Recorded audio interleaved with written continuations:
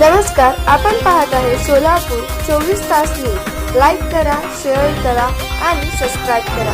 पाहत रहा सोलापूर 24 तास न्यूज, घडामोडी बातम्या।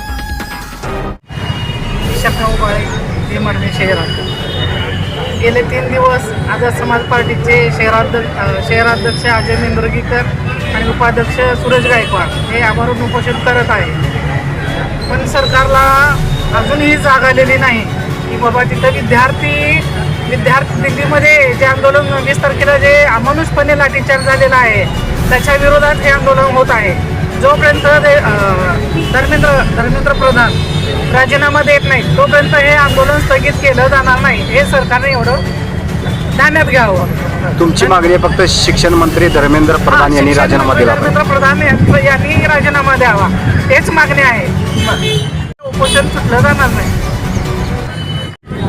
आझाद समाज पार्टीच्या वतीने आझाद समाज पार्टीचे सोलापूर शहराध्यक्ष अजयजी मेंदरगीकर व सोलापूर शहर उपाध्यक्ष सूरज गायकवाड हे गेल्या 3 दिवसापासून आमरण उपोषणाला बसलेले आहेत।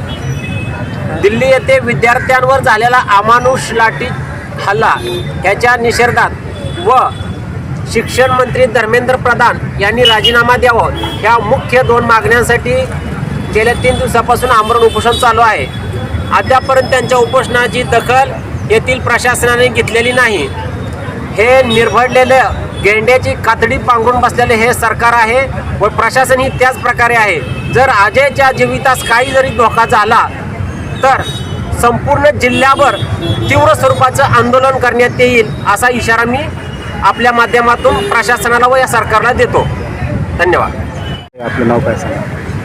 आमचे आझाद समाज पार्टीचे सोलापूर शहराध्यक्ष अजय मेंदरगीकर व सूरज गायकवाड हे गेल्या 3 दिवसापासून आज 5वा दिवस झालेला आहे।